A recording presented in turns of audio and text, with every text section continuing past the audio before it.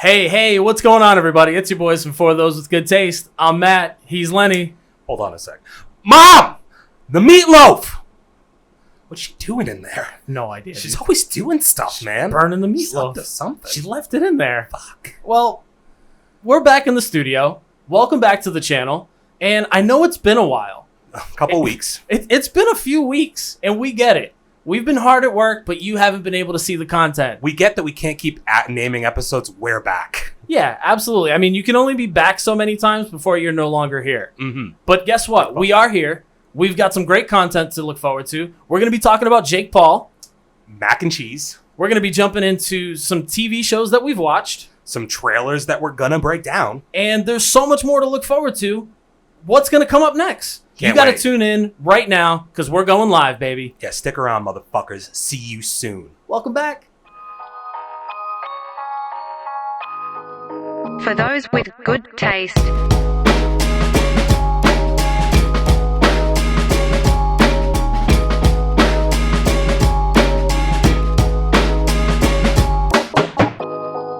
Okay, so a quick update for the people at home. The meatloaf is fine. The meatloaf was not overcooked. Dude, I've never been more scared in my life. Holy bro. shit, dude. It was a whole thing for a couple minutes in here, dude. The meatloaf. Anytime someone's making a meatloaf, you're already taking a risk. Yeah. And What is meatloaf? Nobody really knows. It's a fat guy who sings songs, really deep voice. it's also the worst rating we could possibly give anything Yeah. on this Yeah, it's show. funny how that worked, huh? So that's hilarious. The past couple weeks have been meatloaf for us, man. Man, there's no better way to describe it. Like, our past couple weeks, technology-wise, has not passed the taste test, Len. So, congratulations to us. We're a year in. I'm going to hit the applause button right here. Boo. Yeah! Fuck yeah! Whoa! Yeah. We did it! Yeah, so awesome job to us. We made it through a year, but that year has not been without its hurdles, Matt. Growing pains is, I think, the term that they use, Len. And they just don't stop. So they can't stop, won't stop. They get down, baby. They get down. I hate that you did that. So I was going to go with the Pringles route. without like going really long into it, we're having GPU issues, CPU issues, fucking all the U issues. Yeah, I mean, when you celebrate a year Foreshadowing. into what's been an awesome project for us, a fun time, the last thing that you want to think about is your hardware just crapping the bed on you. And unfortunately, that's the bed that we find ourselves laying in. And secondly to that, as I'll always be the first one to admit, there are learning opportunities that I go through in the production of all of this. Like, just to let the shades down a little bit, I've never produced a podcast before this, and I actually don't know shit about computers, though I pretend to on a day-to-day basis. But you wouldn't know it looking at our videos every week because we nail it, baby. But yeah, so we recorded 2 hours of content last week, as we've been known to do. It was super awesome because we had actually taken a week off. Or actually, this was 2 weeks ago. So this was 2 weeks ago. We took a week off. We went on hiatus for a bit. Exactly. So we had taken a couple weeks off from recording, but had some backlog things. You saw the top 5. I'm sure if you haven't by now, please check it out. Steve, as we always say, very hospitable. That man spent a few hours with us, recorded some stuff. Man, it didn't feel like we had enough time with him. It was fantastic.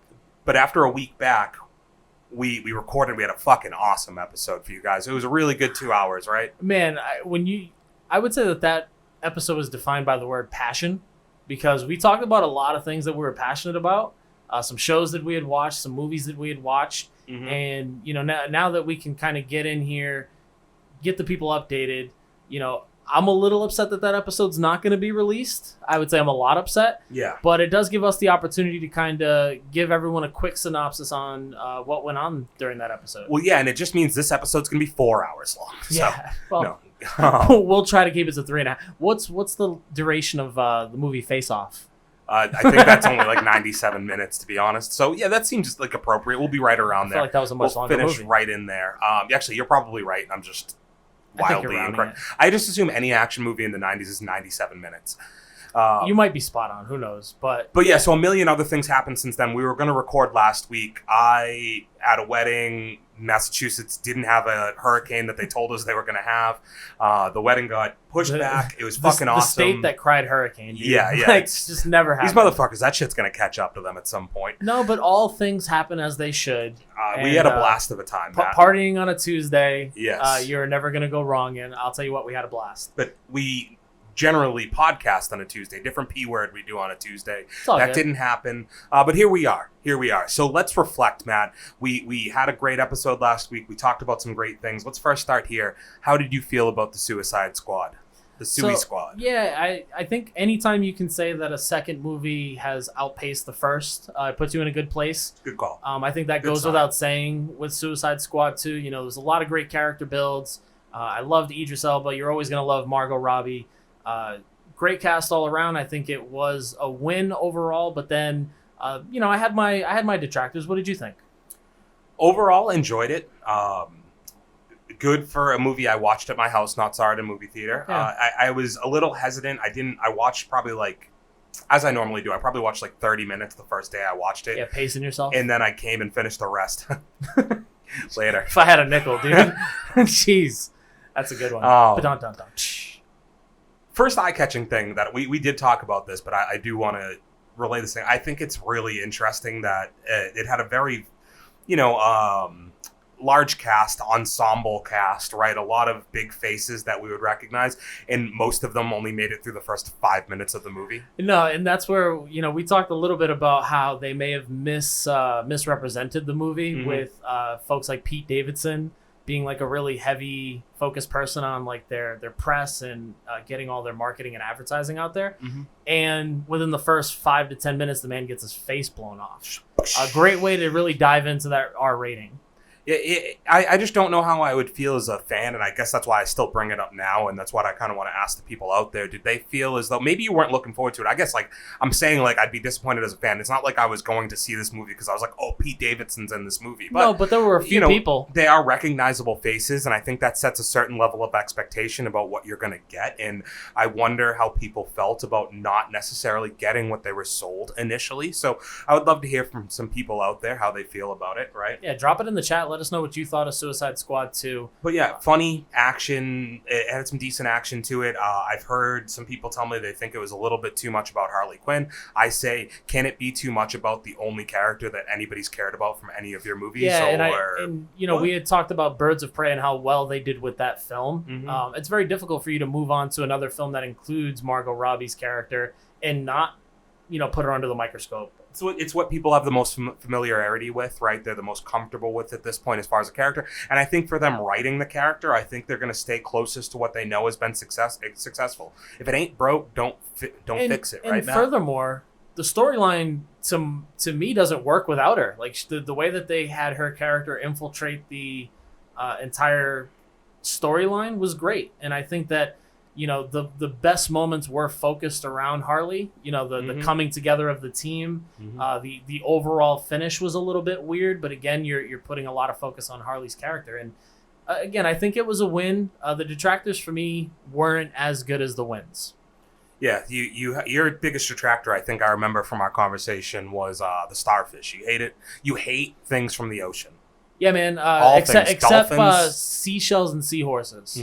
Love seashells and seahorses. That's from a video, Not My Chair, Not My Problem. Shout out to everybody who knows I know what that's that one. about. Yeah. I was actually trying to figure. I was like, dude, why did he because how people putting the things up to their ears? Yeah, no, I'm hear not the that ocean. guy. Why do you hear the ocean? Do you think it's because you're at the ocean?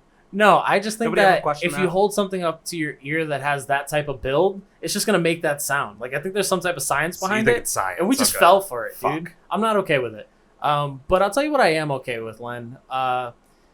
When I think about shows that really capture an audience, but maybe don't get the publicity that they should. We did this already. We did this last time. You keep saying the show doesn't have publicity. I know. But it does. But it does a little bit. Like, now it does. Bro, it's been number one. Every time they release a season, it's number one for a month. It's still number one on Netflix. That's why I like saying it, because I feel like it frustrates you. It's still number one. The only other show that's challenged it at this point is All American just released their new season. And I haven't watched it yet, dude. But that first 3 seasons I saw. 2 seasons, was it? So they're on season 3 now. Is it? Okay. They have. I'm almost done with the last 2 episodes. Really? Relying on a significant other to watch a show. Can we talk about this? I can't relate, but I'd love to hear it. Get yourself in trouble, dude. Dude, don't care, because I think we're about 9 minutes in, so she's probably stopped listening by now. Sick. I'm going to put this out there, dude. Be very picky with the shows that you decide to rely on someone else to watch. Because there are shows, example, Snowfall, so many other shows that I can think of where I was waiting on my wife to watch the show, and she'd fall asleep 3 minutes into each episode. I was going to say, the issue is she just falls asleep, yeah, right? Dude, and you can't proceed forward because then you're going to get yelled at for being ahead of her in the show. Then Netflix snitches on you, so if you watch the episode, it's like, watch again? Yeah, you want to? Yeah. It's like, come on, dude. I'm sure you've run this game before. Like, why don't you just say you're asleep? Like, you fell asleep too. Babe, it was so comfortable. You were in my arms. I felt so safe in that moment. I fell asleep. I'm going to tell you right now, dude. The amount of times that people are like, oh, well, you guys have a kid, man. Maybe, she's catching up on those Z's. Look at me right now, people. My kid is 1.5 years old. My wife has been doing this for at least 8, maybe 9 years. Where she'll just fall asleep as soon as we put something on. Matt, I was going to say, I can't say what I want to say. But I would just say maybe the baby's always been there. Yeah, I don't really know what that means, but okay. I just think that relying on someone else to watch a show is an absolute nightmare and has kept me from, I think, hitting my prime when it comes to watching TV shows. Oh, shit, I peaked like 15 years ago when I was watching TV shows, bro. Bro. I'm a has-been when it comes to watching TV shows now. I feel like I missed my prime, and I'm just always going to wonder about the Wonder Years. Yeah. Not the TV show. What could have been? Yeah, what could have been, and what did I miss out on? Winnie Cooper. Original Smoke. Was it Marilyn Manson who was on Wonder Years? I don't think so. Yeah, was he? There was a rock person on the Wonder Years, and I can't remember. It's like someone who, like, if you look at them now, they look like a vampire. Yeah, dude, I'm pretty sure it's Marilyn Manson. I have to. I know you're bad at this, but like, can you just quickly do that? I went to high school with a girl who looked strikingly similar to Winnie Cooper. Dude, is actually weird in retrospect that I just said that Winnie Cooper was hot, because now I feel like I'm outing myself for thinking that girl was hot. But we'll leave it. She probably won't know. All right, so no, I think you just look up Wonder Years and then Marilyn. This is why you're bad. Just be direct, dude. Yeah, no, we're not gonna cycle through the whole cast of the Wonder Years. I had no idea that David Schwimmer was on there, or Giovanni Ribisi, so this was helpful. Yeah, baby. That was who he was on there? Nailed it, dude. That's Marilyn Manson? Let's go. That's Marilyn Manson. That's why I said you would never imagine that he was actually on this show. That's fucked, dude. Get at your boy. I can't internet, but I can reference old movies and shows. But yeah, I just thought that was weird. We've been beating around a bush. The show that we're talking about... Dude, you're going to move on from this? Mind blown. Because I remember that little fucking kid on that show. That's Marilyn Manson, dude? Dude, him and Fred Savage grew up together.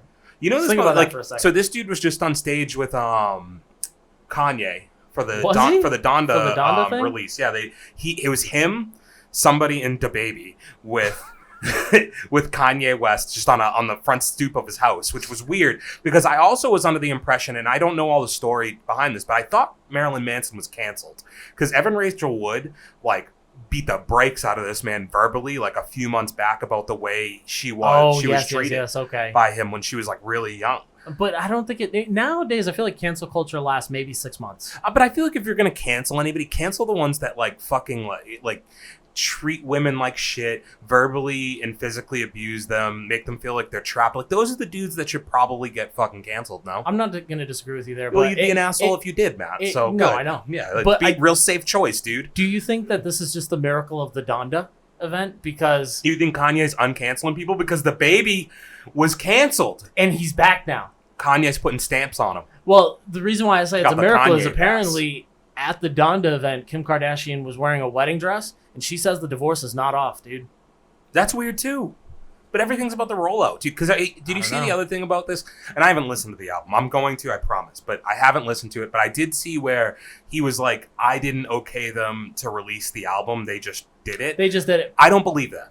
Red flagging, because this motherfucker is doing everything to make the rollout more. He's large, he's right? getting Like, people to get build the it. popcorn ready, dude. Yeah. Like there's drama about to pop off. But he knows if he says that, like, oh, now I have to hear it. Why'd they release it early? No, but the thing is this also gives him all the deniability for all those people who got pulled from some of the songs, right? So like Soulja Boy, DaBaby, I think got pulled. Chris Brown, Breezy, like Breezy him said. too? Breezy said he a whole hoe.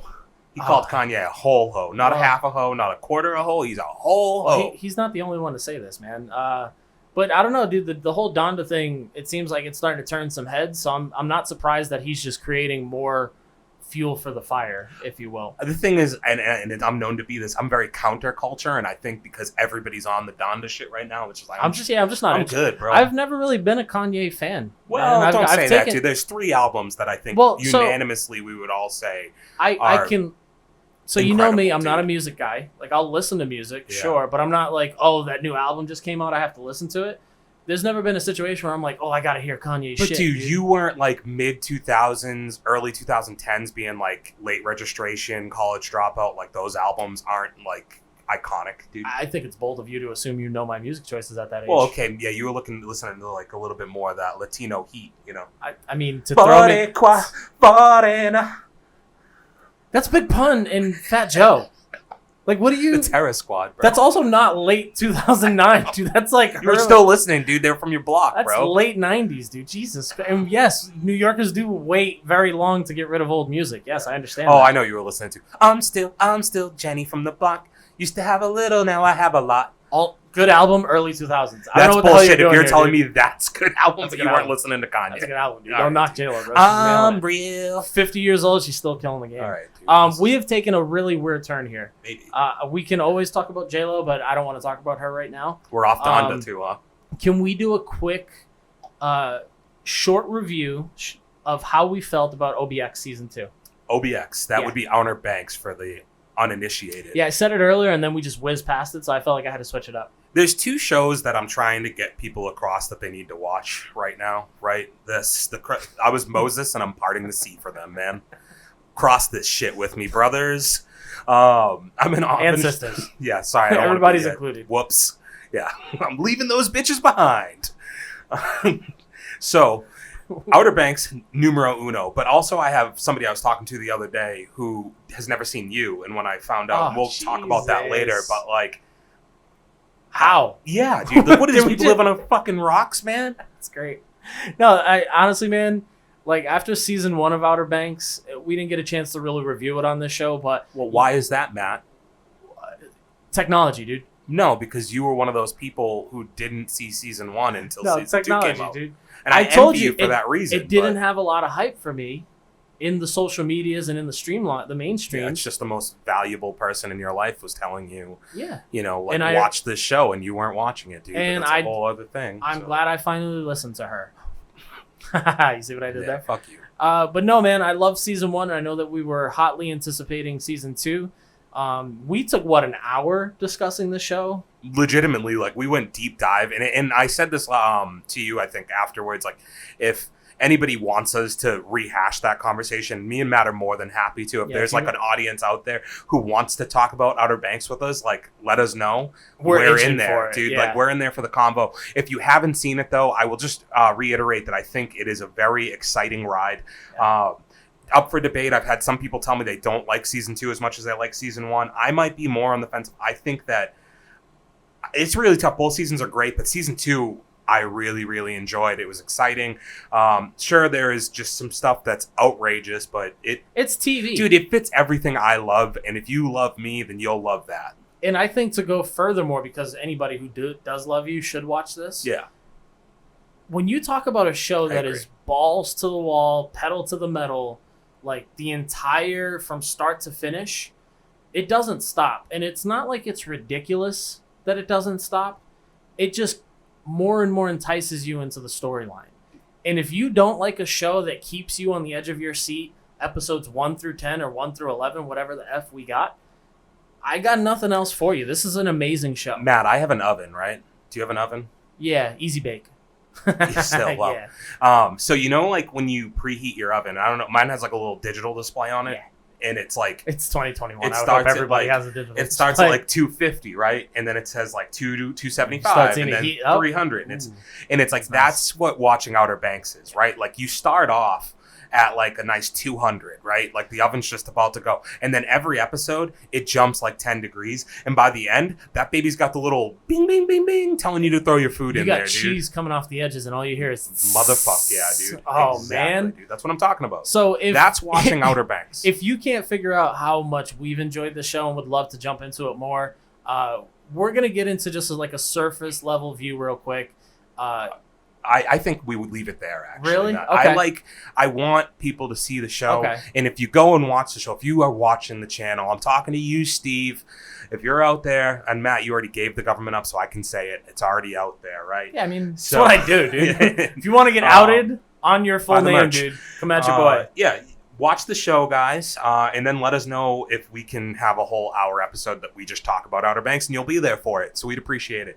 But let's get on to current events, Matt. I just don't feel like we'll have the same freshness that we had. No, I know. I need to, I'm actually rewatching Outer Banks too, so I kind of want to do that. I am too. Yeah, sick, dude. Yeah. So let's get into some current events. It's been a big couple days, dude. This weekend was a rather large event. On a Sunday. Yeah, going up. Incredible when you think that the world of boxing has taken such a turn in popularity, and the person who is fully responsible for it is YouTube/Disney star one Jake Paul. Is it fair to say boxing's taken a turn in popularity, though, or is it just that there's somebody who was already popular who is now boxing? But though, I think I heard Luke Thomas posing this question a lot, like how much carryover has this brought to the popularity of boxing itself? Like, Sure. if Canelo was to fight 2 weeks from now, right? Just to use an example, the biggest name in boxing right now, right? If Canelo was supposed to box 2 weeks from now, was there going to be a carryover of the fans that are watching this, the extra fans that are tuning in because it's Jake Paul? Are they now going to want to tune in and watch Canelo box 2 weeks from now? I just don't know if that's true. No, and you'd probably be right. Why I say it's boxing is because at the end of the day, this is a Showtime production. It is. Like this is boxing. Unfortunately, like there's real judges there, there's real fighters in there. But no, it doesn't draw any audience to well-established fighters or people who are going to be on pay-per-views in the coming months or weeks. But what I think it does do, I wanted to say do, but I couldn't say it. Is I do think that it puts a fresh set of eyes on the sport of boxing, and it gives everybody an idea that if you're popular enough, you can build up a reputation of being a good boxer. And I think it opens up some fresh circus acts to follow. I think the way it positively impacts boxing is more directly for the people that were on the card. And I'm talking about Du Bois, right? Daniel Dubois.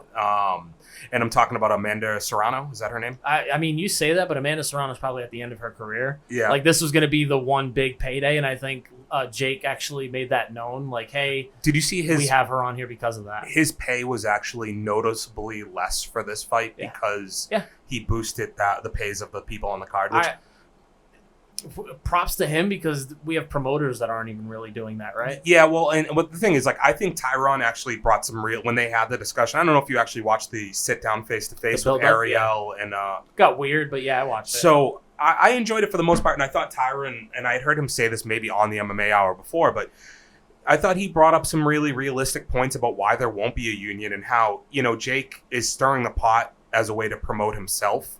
And he's starting these arguments with Dana White and pointing out stuff that the people on the MMA underground have been saying for years about MMA pay. Like things that pundits like I said, Luke Thomas or Ariel Helwani have said, that the pay is not fair and the structure's fucked up. But the thing is, like, Jake Paul is not a fighter. Nope. He doesn't understand why fighters can't band together. And he's like, I think when Tyron says, it's because of stuff like this. It's because we need to sit across the table from each other and hate each other because we're going to fight each other. And like, there's got to be this competitiveness that I can't just be kumbaya with you the second I walk out. Some people you can, but most people you can't, right? And like, I do think that that's a poor excuse though, because there's a it's realistic though. It is realistic, but there's a circle of like let's point out some of the facts. Everybody thinks that this all stemmed from the Reebok deal. It stemmed from them having their sponsorships taken away because of the Reebok deal. But they let that happen, right? People didn't band together during that happening. And then what happened with the Reebok deal with Monster was they were paying people $5,000 total sponsorship for everything that they had. No one stepped up for that. Mm-hmm. So if your one excuse is that you can't get a group of 15 to 20 people to unionize, you're telling me that across... But that's the thing. You don't need 50, Matt. It's like, but you need thousands. Okay. Like, the thing is, like, it's you say 15 to 20 people. They had the opportunity. There's been organizations together that haven't been able to get enough signatures to actually make a movement here, because there are people like Leslie Smith, like all of the guys from ATT, the John Fitches of the world, the Josh Koscheck's, who literally got fired from the UFC for a period because they wouldn't sell their likeness in a video game. Yeah. Right? So, like, there has been people, Nate Quarry, who are out there promoting this and trying. There are 15 to 20 people that are involved, but when Conor McGregor can make $100 million for a fight, and then Kamaru Usman can only make $250,000, why would Conor take less to help? That's the problem here. I understand that. You know, but we are going to get to a point where things just continue to be taken from fighters, and we're just going to keep saying that this isn't right. But it's up to them to change it. And this is where I think Tyron gave you the most honest and realistic thing. And I think it's what we don't understand, and I think that's what, like, Ariel Helwani, right? Like, even the thing is, you could be as close to the sport as you are, but you're not actually in it. Yeah. So you don't understand what it's like to go into a room and be the Diaz brothers, right? And have that feeling of, like, I could fight any of you at any moment, so I'm not going to be friends with any of you. That's because true. If I'm friends with you, we're never going to fight each other. You know what I mean? Like, so there's a union, there's a bond in gyms, right? So there's your 15 to 20 people on the same page. They want to see all of each other be successful. But Conor isn't looking to help any of these other guys. And in a way, I keep using Conor's name because he's the most financially thing, but he really has helped people make more. No. So because without he's Nate been Diaz, giving the rub. Yeah, well, because Nate Diaz was already big, but Nate Diaz wasn't making that much money. They needed each other, right? Yep. But because he helps Nate Diaz make all that money, now Nate Diaz hands down to the Anthony Pettis's of the world. He hands down to the Jorge Masvidal's of the world, right? He goes to Leon Edwards and is like, this is a dude who's fighting everybody out there and not really getting a fair shake.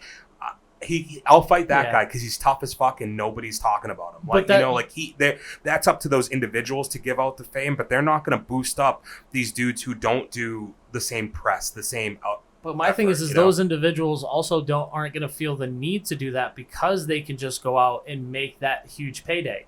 A guy like Nick Diaz, who's making his comeback against Robbie Lawler, he beats Robbie Lawler, all bets are off, right? Like, he can fight Jake Paul or Logan Paul, whoever he wants to, right? Yeah, not that much. I know, but I'm saying, like, as long as you're winning and you're a big name, you do have the ball in your court if you want to make a big play. Yes and no, because, like, realistically, Jose Aldo won for 10 years straight, and he doesn't have the same opportunity because he didn't put forth the same amount of effort to grow his brand. He, like, even, and it comes down to not everybody has the personality trait that they want to be those guys, right? Yeah. So there's guys like Conor that are brash and outgoing, and you're going to be drawn to them because of that. There's guys like the Diaz brothers that have a natural charisma and aura, and then you have your Colby Covingtons who have to work harder, who manufacture all of it, right? But then you also have the guys, I would point out, even like Anderson, in a way, like, Anderson had to go on this legendary run knocking every single person out to get that fame, right? And even he didn't get paid. He never broke a million buys. You know what I mean? Like, John Jones, for what it's worth, is a consistent pay-per-view draw, but we're talking the most he's ever done is 850,000, I think, with DC. Yeah. He couldn't break $1 million, right? So I do think there's, like, a difference there. No, you're right. In that, like, you have to promote yourself a certain way to become those level stars, and you have to have a natural thing about you. And I think they're not going to give handouts to everybody who doesn't put in the same work that they do on a promotional standpoint, because there are the guys that walk in there and just say, I'm just here to fight. I think that the big names get a lot of attention for not being the people who speak out or sign off on things, but to your point, it's more than just those handful of fighters, right? So it really comes down to what those other guys can put together. Thing that sucks is, like, when you say 15 to 20 people, I think what you may be mean, and maybe I could have missed this, is like 15 to 20 people. If you could get... If you get 15 to 20 gym leaders? So I'm just saying, if you can get Connor, the Diaz brothers, John Jones, Jorge Masvidal, fucking Ronda Rousey, Cyborg, Amanda Nunes, you go down the list and you can get the 20 biggest, most influential people to say we need to do this and we're on board. If you can get that collective to do it, then you can make a movement. But I just don't foresee a time that those guys, because those guys are in a point in their lives that they are business partners to the UFC. They're not employees any longer, because if they don't fight, the UFC doesn't make money. To a certain level. Yeah, especially coming off COVID years. All right, Lenny. In other news, some big moves were made by our beloved New England Patriots. Yes, sir. Some great moves. Biggest move, maybe we'll find out, but I guess you could say, they released our starting quarterback from last season, Cameron Newton. Yes, calling him by a full name. Yeah, I'm putting his government out there, baby. Don't hear that one too much. He's looking for a job, so he needs his government out there. And I wonder if anybody's going to re-sign him. I imagine somebody, like, he's one of those guys where the second somebody gets hurt, yeah, you can see him filling the spot. The first guy you bring in, right? It is kind of a thing where I'm like, probably the best team for him to maybe go play backup would be like Baltimore because of their system, but they also have two really good, like for their system, good backup quarterbacks already. Fair also, yeah. So it's like it'd be difficult to see him moving there. Maybe a reunion in Carolina to back up Sam Darnold. Also an idea here.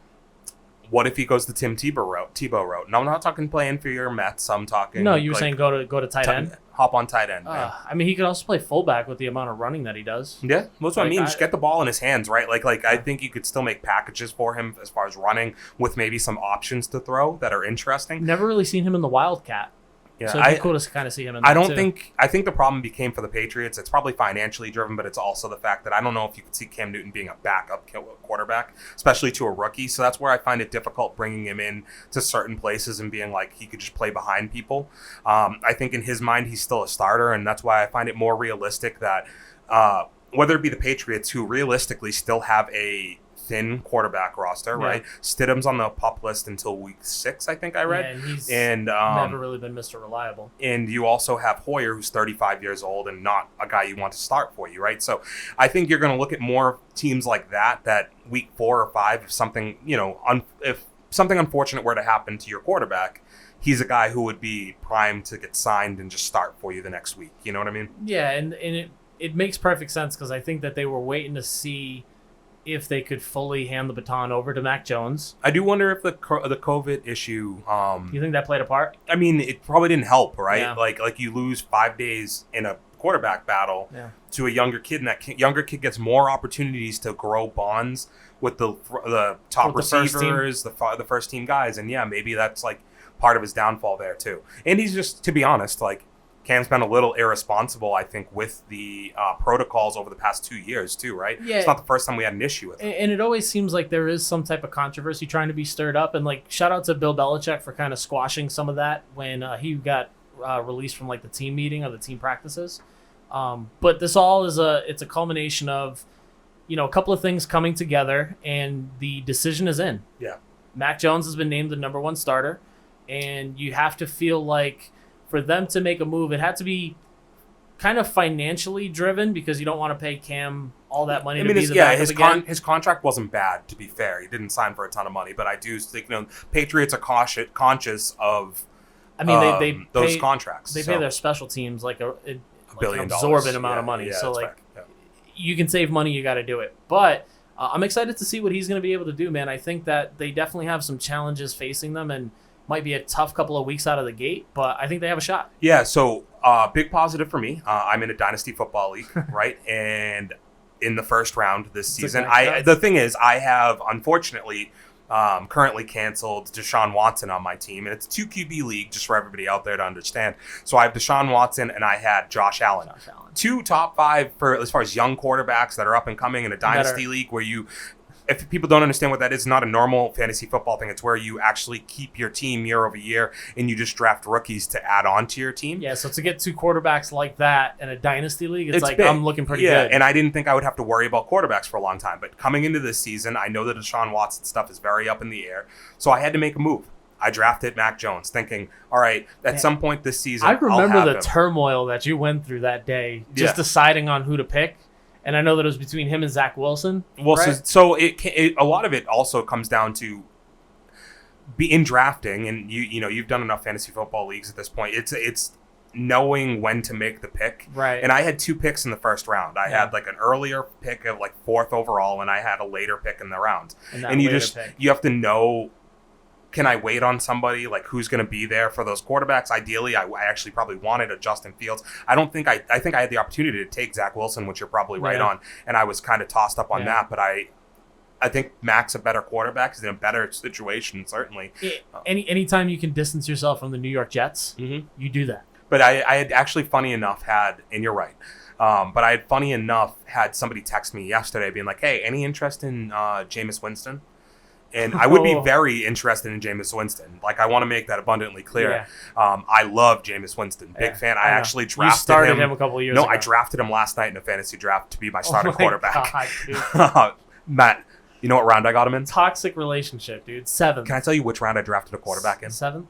15th. Nice. I didn't draft a quarterback till the 15th round. It was Justin Fields.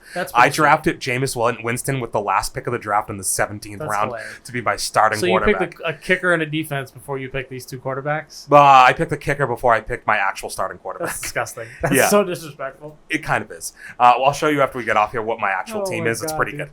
Anywho, so I'm in a position where I wasn't going to have a quarterback potentially this season because I didn't have any good backups. I just had 2 really, really good starters. Yeah. Mac Jones, now a starter in the NFL. I don't need to make a trade for Jameis Winston, which I would have taken, but I just don't have the stuff to give up. Again, like, you don't want to, like, I don't mean to say Jameis was shit. I'm just saying that I don't have enough resources that I felt I was willing to give up to gain Jameis. And I don't you would have been in a compromising position, but now you're coming from a position of leverage. Draft picks have a lot of value in dynasty leagues, obviously, but it's also you're giving up assets that could be pretty good in the draft. Nobody likes to not take part in a draft also, I would say. Yeah, and you also don't want to, blow your load before the season's even begun, right? Like the idea sell your soul. Yeah, like that, I drafted 2 rookies that were supposed to be prime for number 1 spots, and both of them out for the season. Which ones?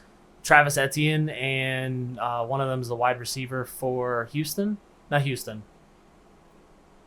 Jamar Chase? No, he's playing. He's playing? They don't fuck with me, dude. Oh, my bad. I thought something happened with him. All right, my bad, people. No, don't look at it, dude. It might be a domestic violence thing.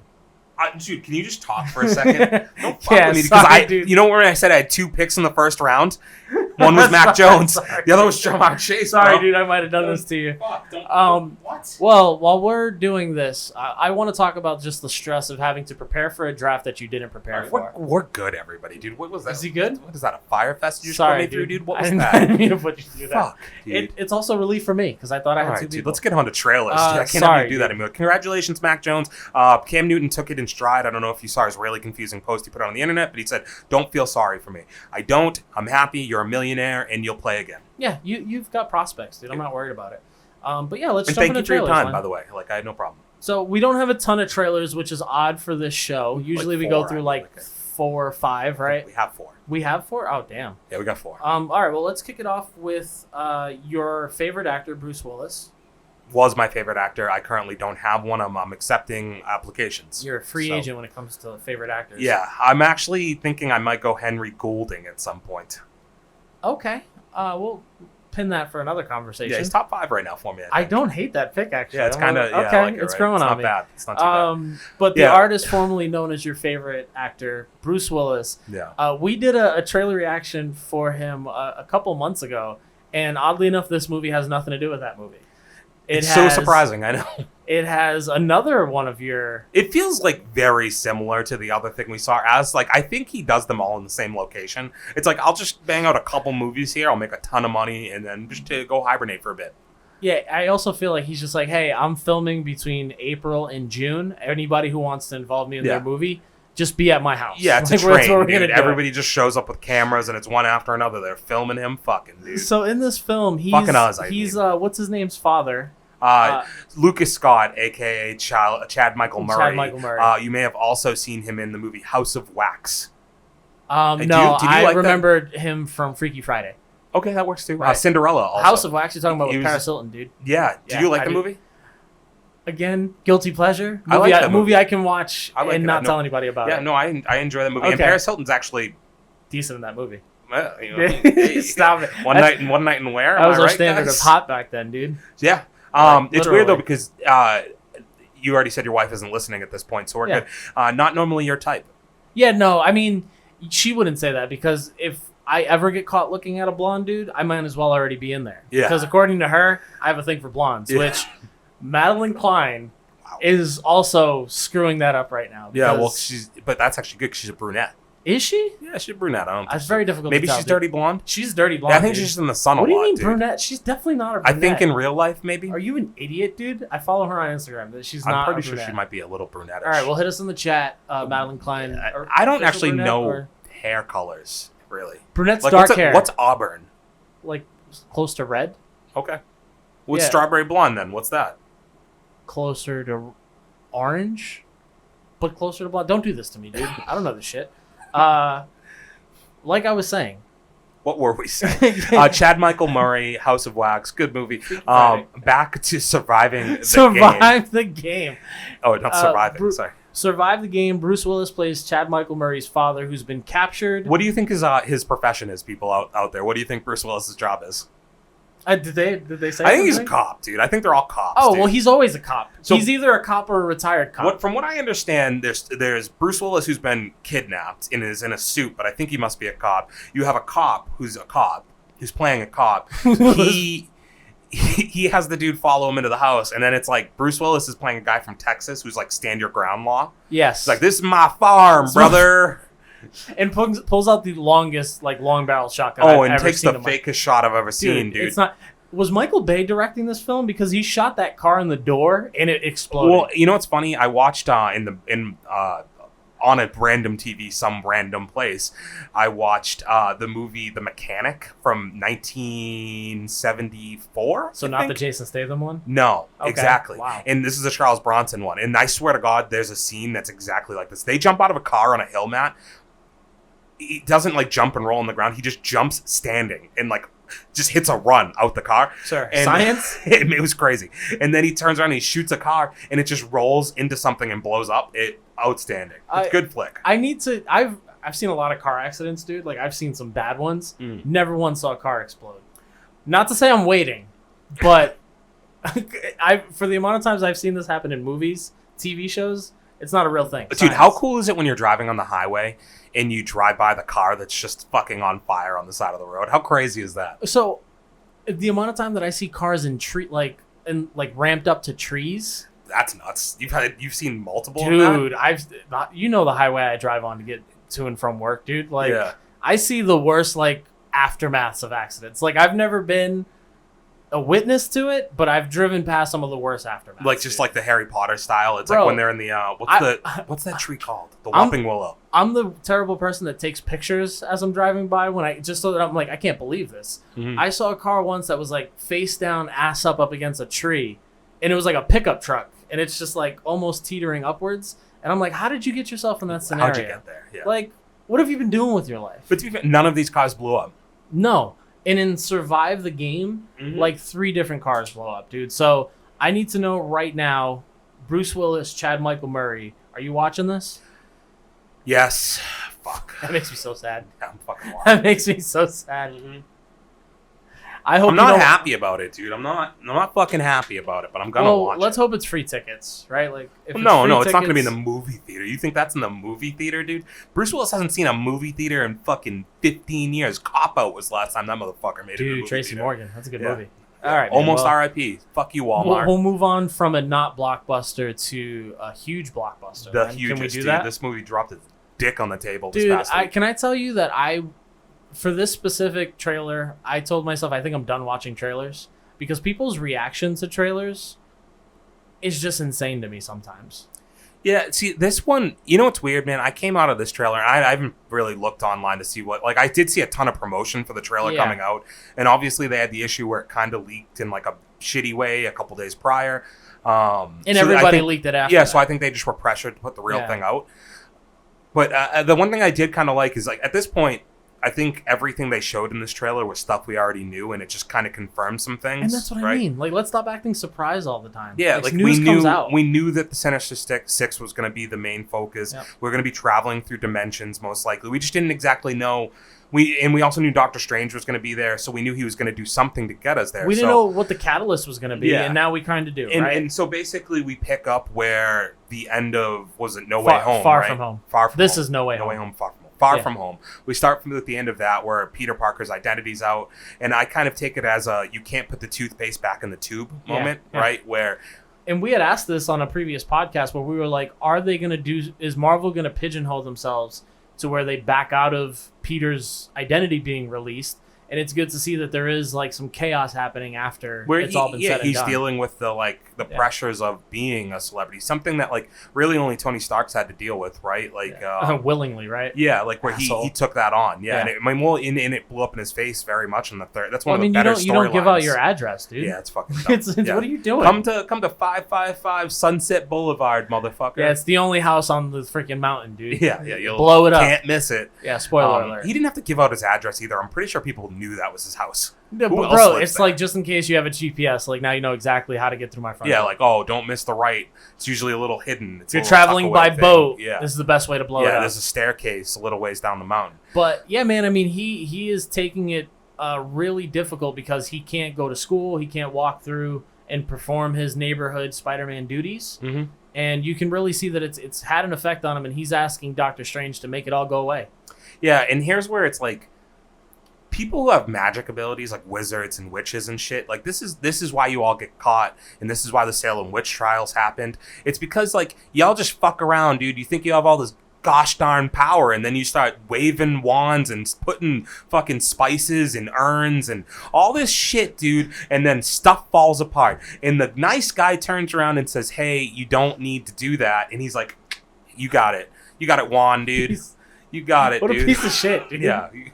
You've got it. And he's like throws the wink at Peter. Are you at all frustrated that the multiverse is being thrown into freaking whack because Peter couldn't keep his damn I understand a 17-year-old being like, dude, this really sucks. I wish I could undo all that dumbass shit I just did. Let me fix it for a second. I get that. I don't get, again, because I haven't seen Doctor Strange in a long time, the movie itself, right? I have. But a lot of that movie was him being like, I'm a dickhead and I think I can do things that I can't do, right? Or that I shouldn't do. He thinks he's God. Yeah, he has a God complex, and But I thought the whole thing was he grew in that movie to not be that guy. He grew to not be that guy. We haven't even seen Doctor Strange 2. Where's Clarissa Flockhart, dude? The fucking bald lady. Where's she at, dude? She gave up all the power, dude. Yeah. She let him What's be her real name? I don't know. That's a great question. I probably should look it up. No, it's fine. We don't need it. Clarissa Flockhart, Clarissa dude. Flockhart, bro. Yeah. Baldy girl. The great one, right? What's her? I have no idea what her title is. Are you praying to her now, dude? The Sorcerer Supreme. There we go. Okay, the Sorcerer's Stone. The Philosopher's Stone. We did this yesterday. The Sorcerer Supreme, Doctor Strange, just becomes the asshole Doctor Strange that got him freaking falling into a ravine in the first place. It's just like that. I feel like I missed some growth of this character at some point. Yeah, if anything, he shriveled up, man. But yeah, and so also the belief is that all of this is happening at the same time. So basically the end of Loki. Yeah. What was the other one? Shang-Chi. And WandaVision. Well, so I think WandaVision's already maybe happened, but at least those other two. Oh, but you're saying it's happening in real time? Yeah, simultaneously these things are happening. So the Loki stuff is happening with the dimensions getting fucked up. Yeah. Shang-Chi is happening because that's where I keep calling him Wan. I don't know if that's right. Stop doing that. It is Wong. Wong. Not Wan. Wong. Yeah. Doesn't clean your bathrooms. He gets your fortune cookies. Cooks your noodles. Yeah. You're an asshole. I'm an asshole. Let's move on. So if you look, he's going into the portal and it's snowy on the other side. And it's believed that if you match that up, there's a bunch of snow in the Shang-Chi trailers. So you're probably... So same Wong's thing going to on help there. out. Yeah, and he's in the trailer. He's in the trailer. That's right. Yes, for Shang-Chi. So you're seeing, that stuff's all, I think, happening Parallels. at the same time, right? What? Doctor Strange is an asshole. Wong's going to deal with another issue. And he's create more. He's like, hey, buddy, I got you. You ain't got to worry about it. What could go wrong, right? I'm the Sorcerer Supreme. Well, newsflash, what goes wrong is they just, Peter, as always, doesn't shut the fuck up. He just talks during the whole spell, and then he causes the world to fall apart. I just love that Doctor Strange immediately starts berating him for what he did. Mm-hmm. He's like, see, this is what you wanted to happen. Now you got to deal with it. And it's like, dude, I didn't even really say. I had no clue what I signed up for. Like, dude, you didn't tell me everybody was going to forget. Mm-hmm. Like, you didn't show me the fine print. But coming out of this trailer, man, I think while we got at least 5 confirmed, right? Yeah. Of the Sinister Six, you have Electro, which we already knew Jamie Foxx was going to be back here. You have Doc Ock, who you see actually in the trailer. You have the voice of Willem Dafoe as the Green Goblin. Well, I mean, we right? see the explosive fall onto the bridge. Yep. Which led me to believe that we are going to get some MJ death action. Which I know nothing about. So if you want to inform, and this is a hypotenuse, dude. Theory? This is a triangle. This is not a square. Hypothesis. I don't know what the hell. Hypotenuse? I love you, dude. That was great. But no, there's an existing storyline where Gwen Stacy dies on the George Washington Bridge. The trailer basically shows, and she's killed by the Green Goblin, by the way. They show the explosive, which is a weapon of the Green Goblins. They show MJ's mom in a limousine talking to Peter, which lets me know that MJ's going to be on that bridge if her mom's there. Mm-hmm. If they're following the Gwen Stacy storyline, MJ's probably dying at the end of this film. Which, I'd also like to know how many movies Zendaya signed up for. Because if it's only 3, then this would actually confirm it. that would make sense. Also, though, I wonder which MJ dies. Ooh. What are you doing that right now, dude? Like, what if You're saying that there's a... what if we brought back Kirsten Dunst? You're saying because of the multiverse aspect? I mean, if you're going to bring back one Peter Parker, why not bring back his girl? Why not bring back his MJ? Has she done anything recently? Probably stuff we didn't watch. I don't know. Okay. Like, My hope is just that she still has her acting chops. maybe we'll find out. Both dude. looks wise. She might not acting want to wise. fucking act anymore. Who knows? Upside I feel like down a lot kiss of them again, do. dude. Ooh, that'd be sick. You gotta bring dude. that back, That'd be bro. sick. I don't want to see them DH do that really necessarily. So either way, I named off 3 of them so far. So you also have Sandman. Yep. You don't see him in the trailer, but there is a lot of sand in the trailer, Yep. so it's assumed. And then there's just some questions on the other two, I believe, right? Yeah. So Mysterio is assumed because Mysterio's He's not assumed like, to be dead. but it's Mysterio's a group of people. It's not Right, one person, right. It's an entity, So sure. I think that's where it could be him being involved. I also saw the Lizard could be Yes. there's an They outline. show like There's an outline of the Lizard, right? So shadow. that's probably 5 actually. So it's really the 6th one that we just don't necessarily know what we're gonna get. Obviously, there's a lot of characters that you're seeing movies being made. You have like a Craven getting a movie made for him, right? Like, so you have other villains that are having movies made for them. Yeah, there's a lot of reading between the lines, I think, that this trailer has kind of caused. Mm-hmm. But it's got me excited. I know it's got you excited. Yeah, the one thing I did appreciate about this trailer and why I came away with like being like, okay, nothing really got spoiled is they didn't give us the Spider-Man yet. Yes. We didn't. I don't want to see that. You're probably going to get that in the last trailer before the movie comes out, I assume. Did you think it was interesting that they showed 3 different suits? They Yeah, they showed did. the Iron Spider suit, yeah. they showed the dark suit, and then they showed the like his actual. But they're all this version of they're all Tom Holland Spider-Man So suits. I know right? that, but it is interesting to me why you have what's with the suit changes. And when was the last time you watched the original 3? Oh, dude, it's been a minute. We should watch them. Yeah, that'd be good. And I'd talk like that. about them Yeah, a little bit. absolutely. Yeah, that'd be cool. Something for next week. More than we probably need to put. We have plenty of time till the movie comes out. Yeah, I think I read they're talking maybe end of October for a real trailer. Yeah. For this movie, but we have some time. But I think I want to do that. So No, I just want to watch the movies. We don't have to record next week. Okay. I just want to watch it. So I did want to. So I think this kind of parallels in an interesting way. Before we get into the real last trailer we want to talk about, I said we had 4. We did watch the Kristen Stewart. It's called Spencer, but it's the Princess Diana story. Yeah. I don't actually know is her last name Spencer. I don't know. I don't know. I genuinely don't understand the name Spencer. No. But I bring it up as a parallel to Spider-Man. Because obviously the reason Peter does all the things that he does is the press now knows who he is, his friends know who he is, stuff like that, you did a right? great job with that. It made me think about this, that like obviously the trailer for Princess Diana doesn't show you a ton. It really just gives you a look. Gives you a lot of backlog. They show you a lot of Kristen Stewart as the character, but it also shows her going through some emotions, like positive, negative, and then you get a shot of the cameras all taking pictures of her. And it led me to a couple questions about this that I wanted to ask you, Matt. So, spoiler alert if you haven't either been alive for when this happened or you don't didn't read. You don't know any of You the don't remember story. it happening. Yeah. But basically, like, she gets killed because her car crashes because the paparazzi is following her, taking pictures Well, you got to preface it like with, in the age of paparazzi, the royal family in England is like they're the Kardashians here, right? Yeah, so, yeah. And I she's hate like I hate the that I have it to say girl. that, but she was the it girl. Mm-hmm. Everybody was curious to see what type of queen she would be. There was a lot of pressure on the type of lifestyle that she had. They were always in her face. And the unfortunate part about her death is that it was caused because her driver and car were trying to get away from the press, and they chased her down into a tunnel, and the rest is history. We don't really know what happened, but she dies in that accident. So I think I'm interested in seeing this. We both talked about being Kristen Stewart fans for one reason or another, right? We like what she's done. I'm always kind of interested when she comes out with something.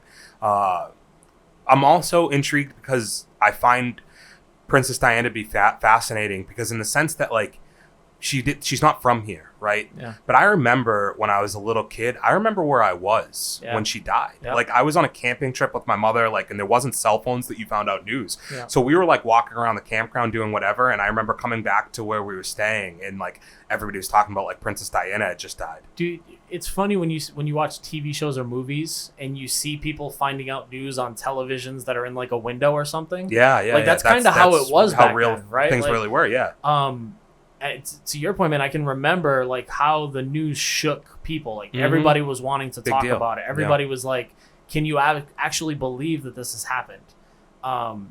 But to continue with your point, though. Yeah, so I'm interested for those reasons. But the question I did have for you, and the question that the commercial kind of raised for me is, how do you feel when you are going into a movie already knowing that the ending's going to be, a bad end, like a negative or a sad ending?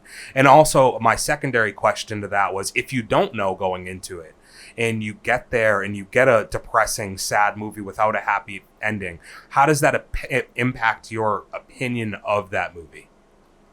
I think that puts more pressure on whoever's creating the film and bringing it to life. Because anytime I'm put in a situation where I know the ending of a movie, but you're taking me on the storyline of how this is all happening, you always have that feeling of, and it's not your regret or your remorse, but you have that feeling of, man, if one thing different would have happened, this wouldn't have occurred. Mm-hmm. Right? And that's where, in anticipation of this movie, like, we all know what the tragic ending is, but how much of the in-depth story are they going to tell with what she could have possibly been going through, and how would we have even known?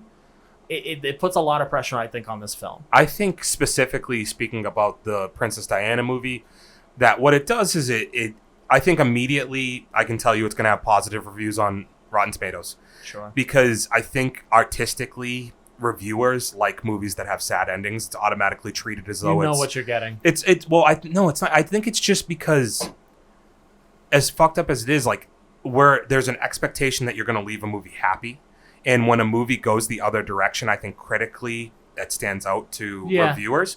Okay. But I think it does put a lot more onus on the actor, in this case being Kristen Stewart, to really bring that role to life. Because at the end of this movie, you're going to be left with how much did you love her performance is going to be what resonates the most with a movie like this. And I think it's the same thing with, it's really, if you go into the movie without knowing that it's going to be, the movie always pops into my head, and you probably haven't seen it, but I remember, it's probably 10 years ago, maybe more than that now. I went to the movies and I saw this movie, Blue Valentine. It's Ryan Gosling and the girl from Dawson's Creek, Jennifer Williams, Michelle Williams. Michelle Williams, yeah. But it's those two, and and I thought I was going into a movie about like a couple that's like doesn't get along, and it's like a realistic look of what like relationships can look at. And I remember not knowing how it was going to end, and it ends with them just not ending up together. The breakup, I think, is another interesting one that kind of plays around with 500 Days of Summer. Yes, like, so those types of movies, when you go into them and you're waiting for the happy ending and it just ends, right? Now the onus is on the actor to deliver role, because like you're going to be left upset, and the thing that's going to make you happy is how good the performances were, and that's the what relationships that were built. And that's what I mean, that the pressure that falls on the overall life given to the movie. Yes, Kirsten Stewart, whoever the supporting cast is, because there's going to be more pressure because you're telling one of life's biggest mysteries. Mm-hmm. Like, we know how she died, but we don't know how she died. And I don't know her. I just know I remember her dying. I don't remember anything else about her, man. We're very young. All right, we'll round out our trailers with, I think, I don't want to throw it up there as our hotly, like, I said this already, but our hotly anticipated trailer of the week. What to watch? The hot stamp of approval. It's coming out for those with good taste. We got the trailer for season 3 of Netflix's original series, You. And if you're familiar with this show, you know the phenomenon that comes along with it. If you're not familiar with the show, there are 2 seasons right now available on Netflix. You can go watch it. With quite a bit of history to these 2 seasons. So, yes. For those who don't know, it was a Lifetime series. Like, the first season of the show was on Lifetime, and nobody fucking watched it because, especially males, the stigma that comes along with Lifetime is shit that we're not going to want to watch, right? And if I wanted to learn how to do dishes, Mm-hmm. I would just watch YouTube. Yeah. You know what I'm saying? Right. Yeah. Right, dude. Right. I was way too aggressive. No, right, dude. All right. Right, bro. We'll go with it, dude. But yeah, as soon as it hits Netflix, it takes the world by storm. Yeah, the first season is like, because you just, it's such a weird show, and I don't want to spoil it really. No. But you just don't know what you're gonna get when you're watching it. Safe to say that this show has so many different twists and turns, and will really be one of those that will continue to keep you guessing. Yeah.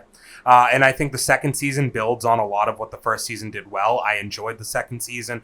They take this, the pretty out there concept, and they continue to find ways to make the plot more thicken and more interesting. And I think it's very similar to Outer Banks in the way I described it earlier. Yeah, I was trying to avoid describing it in the same way.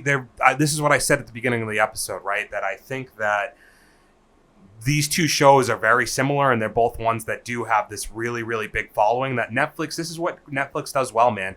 It gives shows a life, man. Because if you can binge watch from start to finish this stuff, it's addicting. Did it only take a year for us to get back together with Netflix? Yeah, dude. Is that a thing? Yeah, well, I mean, true love never dies, dude. I was gonna say you always know what you're getting with a booty call. That too. You know what you're getting into. And if you're going back for seconds, thirds, Netflix 100ths. delivers the shows that are going to continue keeping you on board season after season. And this just happens to be another one. Yeah, it's just this reality is when Stranger Things season 4 comes out, everybody's going to be jacked up about that shit again too. Yeah. So, this season the little trailer we got was really, really interesting. And we're not wanting to spoil anything. We can't really go too in depth on the trailer either, but it did open some interesting questions, things that I guess I didn't really remember from the end of, I don't think we knew. No, so as I'm remembering it, and we're not spoiling it, but they were taking the next step. Yes. Right? Yes. But he had arrived somewhere else, but they said that they were their family was going to get bigger. Yeah. Right? Yeah. Family was getting bigger. Okay. So when you look at this trailer, you're like, man, the last thing I remember about the season finale was his next target or his next objective. Mm-hmm. And we're just left with, okay, we know that there's a new addition. What's going to happen next? I can't wait, man. The trailer refreshed some memories for me. Also, having to do a review and not be able to say anything about it, very frustrating. Yeah. Please, again, hit us just another thing I need people to watch so I can talk about it. Yeah, watch it. Let us know what you think, and let us know if you're excited for season 3 if you already have watched the first 2 seasons. If you have already seen it and you saw the trailer, hit our DMs. Hit us in the chat if you also want us to get in depth on both of the first seasons, because that's something that we could do too. Yeah, fucking that shit would jack me off, bro. We have 2 shows that if we got into just on their own, I don't think we'd ever get out of the studio. Legit, dude. Just lock the doors. But rating the trailer, was this the one that I think topped it for you, or did Spider-Man? Yeah, well, I mean, Spider-Man's great, but I saw Spider-Man at this point, 5 days ago, so it's lost that luster. And I guess to your point, I came out a little more excited about You because it didn't really show you anything either. Well, I kind of forgot about it. Yeah, I really liked the last 2 seasons, but it's I didn't even think about, wow, we're going to get a season 3 when's that going to come out? And then all of a sudden we have pictures and a trailer and I'm like, oh shit, another season. Your face when you were like, hey, you want to pull up those pictures? Bro, we got a trailer. I was like, oh, what? Fuck, really, dude? Go, I didn't know baby. they told me there was a trailer. And it's the trailer is just him talking. And this Penn Badgley has like something about like that. His talking is very methodical. But I think that's what makes the show so. I was like, in it, dude. Remember when you told me the conversations that he's having with himself? Yeah, it's all You're internal. like, dude, it is insane. And wow, it's crazy to think that I'm going back on this and you were the reason that I watched this show. Fuck yeah. What the fuck is wrong with my life, For dude? those with good All right. taste. Well, we've talked a lot about trailers that we've watched, what we've been getting into recently. I also finished, or I'm caught up on Titans, Season 3, Episode 5. That's something that I will be continuing to watch. If you've started tuning in or you're already caught up as well, jump in the DMs, jump in the chat, let us know what you think. Can you really quickly, for the people at home, because I know I'm in the minority here who doesn't watch this. Yep. What's your favorite thing about it this season? Let's just talk Season 3. So I didn't want to do this because I didn't want to come out of it negative, but one of the things that I am liking is that for a show that Do you want to start off with the thing you don't like the most? Would that make you feel better? No, because the thing that I don't like the most was the reason why I started the show in the first place. That's weird. Okay. I don't get it. Tough portrayal of a character. Robin. All right, you know what? I'm just going to come on and say it. This is my fucking show. I can do what I want. Robin. No. So they've done a great job with Dick Grayson. They've introduced him as Nightwing. Didn't they? Dick looks great, dude. I'm telling you right now. Mm-hmm. I told everyone when I was starting this show, I was getting into it for the Red Hood. He's the man I love, one of my favorite anti-heroes / anti-villains. There's a reason why he's in our studio. He's been here since day one. The cover art and the trailers that I saw made this edition of the Red Hood look great. We are 5 episodes in, and at this point, I feel like you've already done enough to kind of tarnish the character for me. You're not happy with his portrayal, huh? No. For a character that's supposed to look like a badass, they've got him looking like a sad puppy dog, and it makes me sad. And so that you hadn't watched any of this prior to this, No, right? I binged all through the first 3 seasons. In the first 2 seasons, you came away like being like, "This is like any show. I think that those first seasons of any show are going to be a slow build or a slow burn, right? Mm-hmm. And the best part about a slow burn is when things start to pay off. In season 2, you get a season full of payoffs, right? There's a lot of great connections from season 1 to season 2. You jump into season 3, and all the things that had you set up in season 2 are just a matter of fact in season 3. And the unfortunate part about it is because they found the character of the Red Hood, they had a storyline that they wanted to stick to and focus in on, and unfortunately everything else fell by the wayside. You also took a character that people loved, and she's pretty much been banished, and we haven't seen her since the start of the season. Maybe it'll make it feel better when she's back. You'd have a lot of questions to answer in that sense. But like anything else, I mean, I've done this with the Bad Batch, but binging You through don't this always, show... yeah, you don't always allow yourself to have the foresight that like these things could end up well. Yeah, and I think I feel very strongly about that Red Hood thing. Like, Okay. I don't think that's changing. I know. Like, obviously, like you referenced, we have it in the middle of the table there. But like, obviously, I know you on a more personal level here. Like, it is your favorite character. You have at a time had the hoodie that you put over the head and you zip up. Why are you outing me at Comic-Con, dude? Nobody knows that that's me. Yeah. Like, You and 7 other you've people. now ruined it, dude. Yeah. Thanks a lot, bro. Why don't you wear that here, everyone? You should do a whole pod with that zipped up over your face.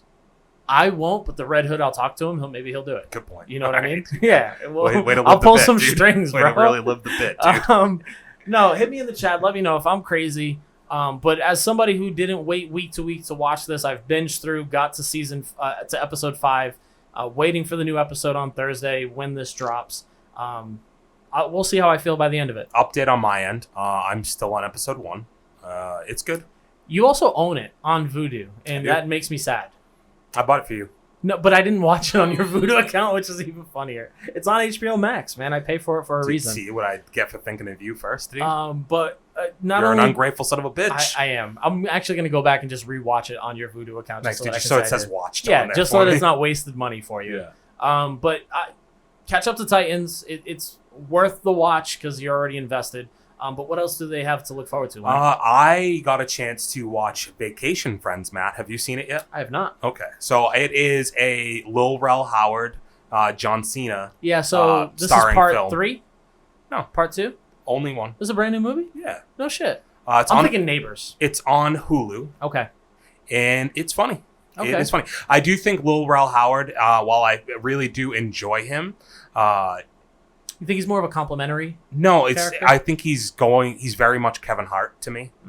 Like their jokes, their humor is kind They're of the Plastic the Cup same. Boys, dude. I think the way that they came through the way they're starting their acting career, this is very much the same way that Kevin Hart did it, right? Where it's like first he plays like a small role, and then he gets his own like bigger supporting cast roles. But then he falls into this niche where he's playing the same I don't think character. it's a niche necessarily. I think hate it's you that you just said it the way that I normally say it. You made me seem like the uncultured person. I hate you, dude. my niche is Boy Meets World. Do I have a niche? Yeah. Plays with squirrels. Yeah. Sorry. Eric Matthews, single best character in TV. My favorite, dude. Lose one friend, lose all friends. Lose yourself. Dude. He's What like a line, dude. You have one page in a book. The pages are blank. He's like, it's me manifesto. One of my favorite episodes of any show, of but TV, of Boy ever. Meets World Yes. specifically, it might be my favorite episode. Very, very Matthews, good, dude. man. Plays with Squirrels, my guy. I want to get that guy on the podcast. Anywho, Vacation Friends, it was pretty funny. It wasn't like I think this is the John Cena that I prefer. Yeah.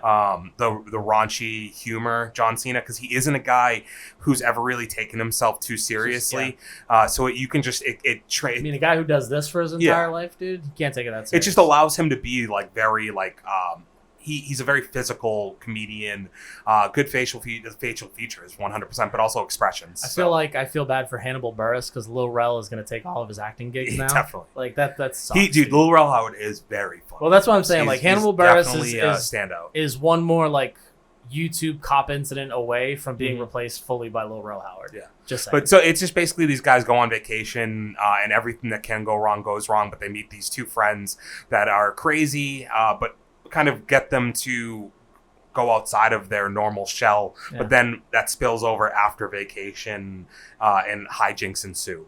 But easy watch. It is on Hulu. Definitely check it out, I think. Yeah, definitely worth the watch. I love me some comedy, dude. Mm-hmm. Comedy, John Cena. I think comedy movies are my favorite thing to see that they've come out on like a streaming Straight service. to streaming. Yeah, because they are. I do love like especially Hulu does a good job with like their comedy releases. I think Hulu does a good job Palm with Springs. network television shows as far as like keeping them cataloged. Can I speaking of which, so I have the cock, right? Like I have a cock, but I have the cock. You have the cock in hand.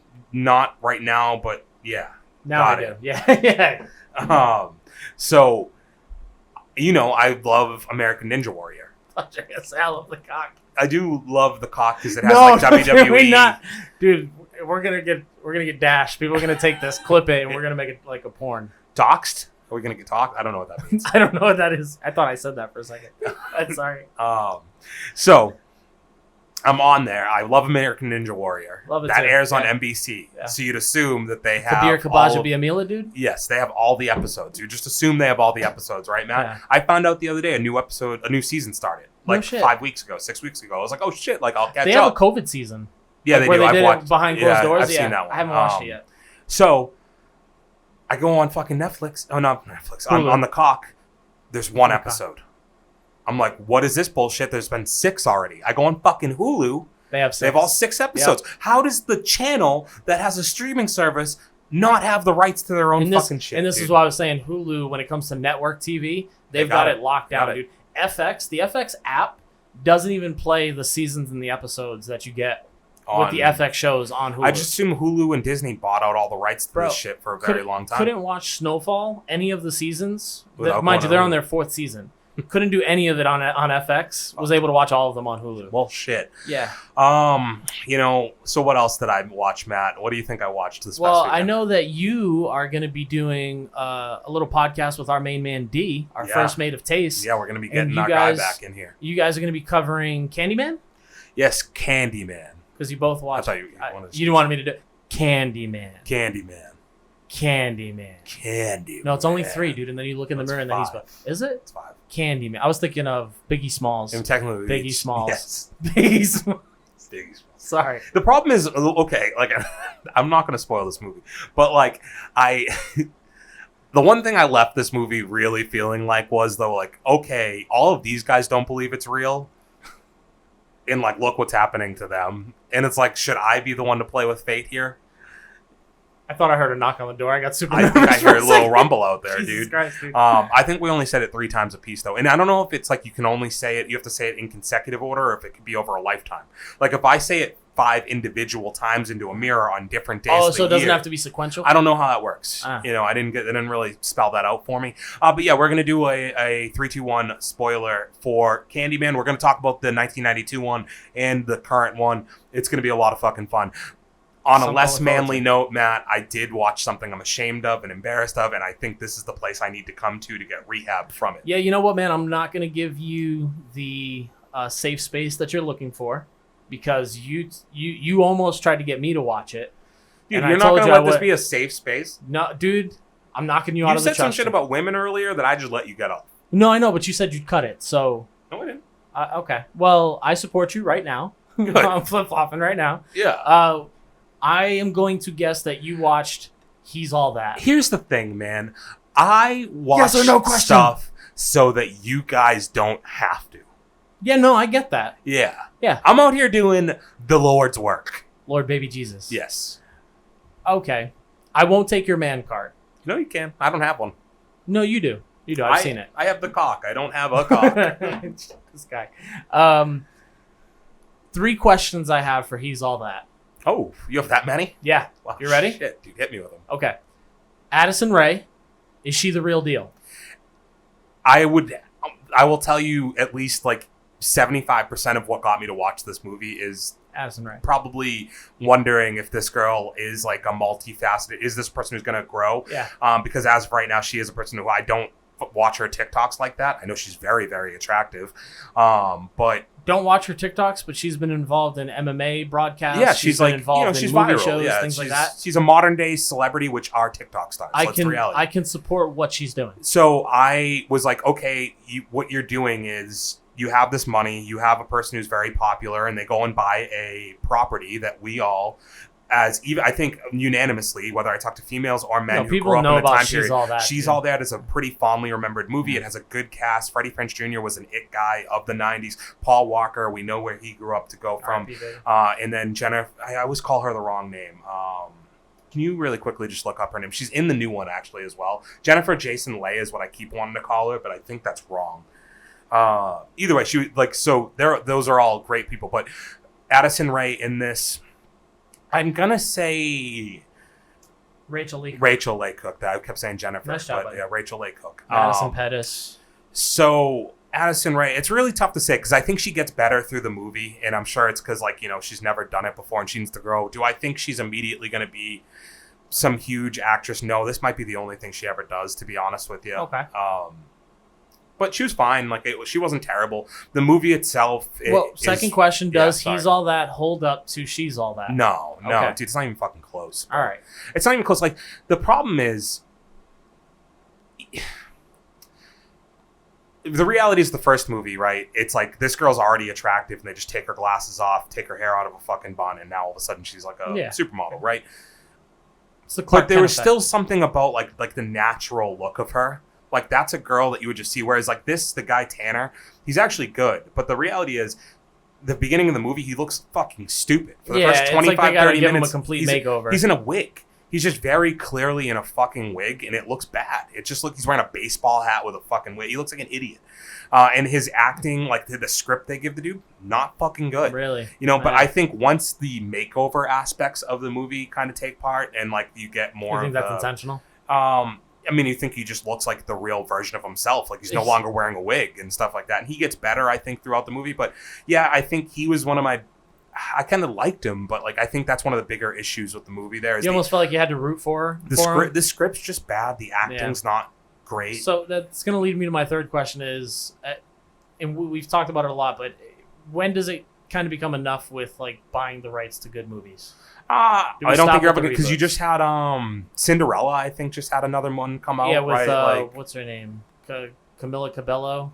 Sure, heard it didn't do well though. Really, so this, I think it's always going to be a thing there that attach these actors to a property like that, and He's All That kind of speaks. It was going to be. We knew what it was going to be. We got and with that being said, they basically it's one of the Kardashians, Chloe, I think, is in this.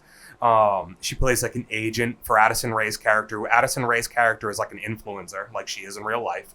So they basically just take who she is in real life. And a lot of this feels like it's it feels very hollow to me too, because it's her talking about, like, at the end of the movie, she gives some big speech about how, like, I thought I was going on all my followers to try and make you feel better, but all I was doing was lying about myself, and I don't actually have all the really nice things that I say I have. I've just pretended. That's a really weird truth you're telling there, girl. Yeah, like, and it's like, so you're like, okay, is this her trying to shed an image that she's had to try and, you know, become like a movie star or whatever it is, and this was a way for them to try and like put that thought into your head. But to me, it was kind of hollow, because I'm like, or transparent, I guess. Because transparent would be the better word. But this is who you are, at least to me. Like a person who's uninitiated, who doesn't know the real Addison Rae. Like, quite honestly, you're just a girl who dances on the internet. You're a girl who dances on the internet, and now I know that you're getting more famous because you're hanging out with the Kardashians. I guess, yeah. No. So that's really what it is. Like, if you look at her IG or anything like that, she spends a lot of time with other famous people, and you can see her trying to build a brand or build a name for herself. So it is kind of weird that they would take that route. That's what they did, yeah. They and just open it up basically that retell way. that That's story. weird. So, you know, it don't watch it. I'm not going to tell anybody. I do have a question. You're not going to tell anybody? You told me 4 times. Yeah, and I told you don't watch it. And then you made me feel bad. You're like, hey, man, so you're going to watch He's All That so we can talk about it on the podcast? No, I'm not going to watch it, you insane person. I do have a serious question for the people at home, though. If I have a $4 bill or a $7 bill, then I could watch a movie once, or I could have it for the $7 bill forever, and it was She's All That, what would you do? I just need somebody to answer the question for me. I don't even think people know what the question is. That's a little confusing. You have a $4 bill or you have a $7 bill? Are you going to rent the movie, or you're going to buy the movie? I just need you to help me. Oh, okay, that makes more sense. That's so confusing. Just say that. Sure. Jesus. Okay, we got that. Can't find She's All That on any streaming services. Go figure. It's crazy, right? Like Netflix, you have one job.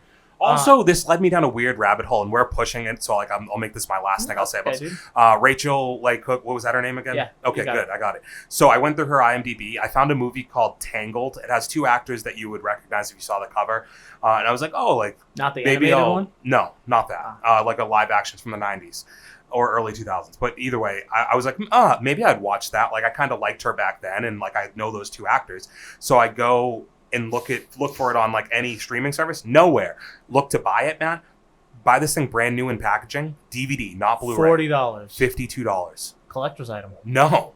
Really? It's just a movie. Like, any of these movies have not been transferred to digital. Are expensive. Yeah. So if you have your hands, but the thing is, you would have opened them. But if you are people who have your hands on stuff that wasn't open, I've been looking for the movie Grind for a while now.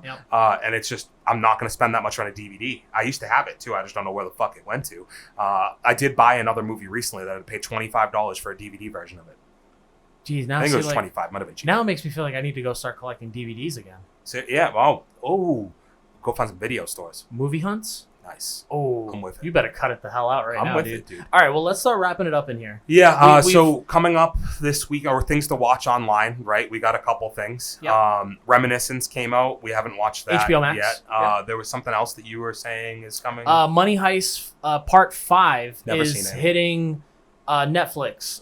This is another show, huge fandom after like 3 seasons of them being out. Mm-hmm. One of the most well-written shows I've seen on Netflix. That's going to be awesome to catch up on. Maybe we'll talk about it in here. And then you also have Shang-Chi coming out this weekend in the theaters. It's only in the theaters. It's only right? in the theaters. You don't get premiere access option. I have tickets already for Thursday. I gotta get in I there. will be going, and I can't wait. Let us know if you're excited for it as well. Yeah, hit us in the chat. Let us know what you've been watching in comparison to what we've been watching. If you've been sticking with us, or if you've been doing your own shit, let us know. Either or. Yeah, anything is fine. But the only thing Anything that is really possible. Oh, you just Kevin Garnetted this show. I hate you.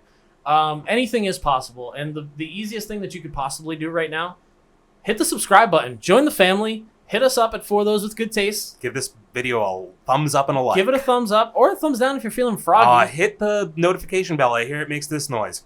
Ding, ding, ding, ding. Or do-do-do-do-do. And you can hit us in the comments. Let us know how you're feeling because we're going to be right back in here.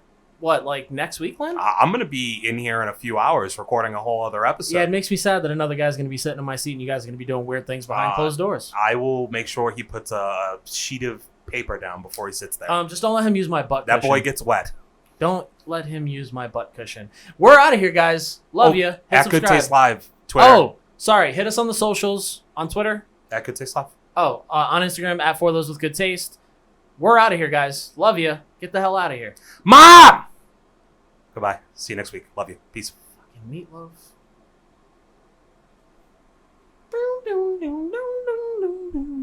For those with good taste.